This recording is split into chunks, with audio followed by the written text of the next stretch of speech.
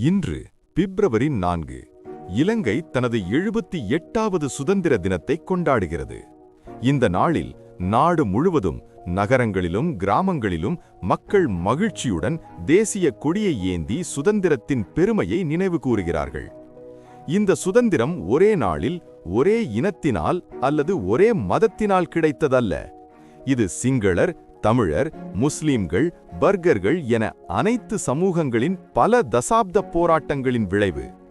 ஆனால் இன்று நாம் கவனித்தோம், கிளிநொச்சி பகுதிகளில் சில தமிழ் மக்கள் கருப்பு உடைகள் அணிந்து கருப்பு கொடிகளை ஏந்தி சுதந்திர தின நிகழ்வுகளை புறக்கணித்ததை. முதலில் ஒரு விஷயத்தை தெளிவாகச் சொல்ல வேண்டும். எதிர்ப்பை வெளிப்படுத்துவது ஜனநாயக உரிமை. அரசியல், சமூக அல்லது வரலாற்று அநீதிகளை கேள்வி எழுப்புவதும் தவறல்ல. ஆனால் எந்த கோரிக்கைக்கும் ஒரு மரியாதையான பொறுப்புள்ள அணுகுமுறை அவசியம். அதுவே ஒரு நாட்டின் முதிர்ச்சியை காட்டுகிறது. இலங்கை சுதந்திரம் சிங்களர் மட்டுமே பெற்றதா? இல்லை. இலங்கையின் சுதந்திரம் ஒரு இனத்தின் சொத்தல்ல. பொன்னம்பலம் ராமநாதம், பொன்னம்பலம் அருணாச்சலம், சர் முத்துக்குமார சுவாமி, ஜி பொன்னம்பலம் இவர்கள் அனைவரும் தமிழ்த் தலைவர்கள். இவர்கள் பிரிட்டானிய ஆட்சிக்கு எதிராக சட்ட ரீதியான, அரசியல் ரீதியான போராட்டங்களை நடத்தினார்கள். 1915 சிங்கள முஸ்லிம் கலவரங்களுக்குப் பிறகு தமிழ்த் தலைவர்களே பல சிங்கள அரசியல் கைதிகளை விடுவிக்க லண்டன் வரை சென்று போராடினார்கள். இது வரலாற்று உண்மை. 1920, 1930 காலப்பகுதியில் இலங்கைக்கு பூரண சுயாட்சி வேண்டும் என்ற கோரிக்கையில் தமிழ் மற்றும் சிங்கள தலைவர்கள் ஒன்றாக செயற்பட்டனர். டொனோமோர் அரசியல் சீர்திருத்தம். 1931 வந்த டொனோமோர் அரசியல் அமைப்பு அனைத்து இனங்களுக்கும் வாக்குரிமை, இன வேறுபாடு இல்லாத சட்டமன்றம். இந்த மாற்றத்திற்காக தமிழ்த் தலைவர்கள் தீவிரமாக உழைத்தனர். அந்த நேரத்தில் இலங்கையில் பல ஆசிய நாடுகளை விட முன்னேற்றமான ஜனநாயகம் உருவானது. 1948 சுதந்திரம் கிடைத்த நாள்.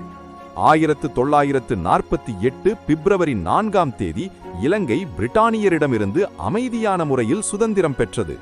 இந்த சுதந்திரத்திற்கு தமிழர்கள் உயிர் தியாகம் செய்தனர். கல்வியால், சட்டத்தால், அரசியலால் போராடினர். ஒரே நாட்டுக்குள் சமத்துவம் வேண்டும் என்று நம்பினர்.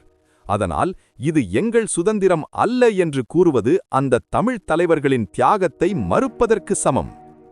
காயங்கள் மறுக்கப்படவில்லை. இங்கே ஒரு விஷயத்தை தெளிவாகச் சொல்ல வேண்டும். தமிழ் மக்களின் வேதனை, போர், இடம்பெயர்வு, உயிரிழப்புகள் இவை அனைத்தும் இலங்கை வரலாற்றின் வலி மிகுந்த அத்தியாயங்கள். ஆனால் சுதந்திர தினம் போரை கொண்டாடும் நாள் அல்ல, ஒரு இனத்தின் வெற்றியை கொண்டாடும் நாளும் அல்ல. அது காலனித்துவத்திலிருந்து விடுதலை பெற்ற நாளை, எல்லா இனங்களும் ஒன்றாக பெற்ற நாளை, எதிர்காலத்தை ஒன்றாக கட்ட வேண்டும் என்ற நினைவூட்டல் நாளை. கருப்பு கொடி சரியான செய்தியா? கருப்பு கொடி துக்கத்தின் அடையாளம், எதிர்ப்பின் சின்னம். ஆனால் சுதந்திர தினத்தில் கருப்பு கொடியை ஏந்துவது அந்த சுதந்திரத்திற்காக உயிர் தியாகம் செய்த தமிழ்த் தலைவர்களுக்கே மரியாதை இல்லாத செயலாக மாறுகிறது. கோரிக்கைகள் இருக்கலாம், வலிகள் இருக்கலாம், ஆனால் தேசிய நினைவு நாட்களில் குறைந்தபட்ச மரியாதை அவசியம். முன்னேற வேண்டிய பாதை. இலங்கையின் எதிர்காலம் பிரிவில் இல்லை, வெறுப்பில் இல்லை. உண்மை பேசுவதில், பரஸ்பர மரியாதையில், வரலாற்றை முழுமையாக அறிந்து கொள்வதில்.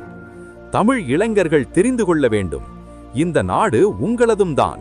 இந்த சுதந்திரம் உங்களின் மூதாதையர்களின் இரத்தத்தாலும் உருவானது. அதை மறுப்பது உங்கள் சொந்த வரலாற்றை மறுப்பதற்கு சமம். முடிவாக, இன்று சுதந்திர தினம். இது ஒரே இனத்தின் நாள் அல்ல, இது இலங்கையின் நாள். கேள்விகள் கேட்போம், எதிர்ப்புகளை எதிர்ப்போம், ஆனால் தேசத்தின் அடிப்படை மரியாதையை இழக்காமல் அதை செய்வோம். ஏனெனில் சுதந்திரம் என்பது உரிமை மட்டுமல்ல, பொறுப்பும் கூட. ஒரே நாடு, பல இனங்கள், ஒரே எதிர்காலம்.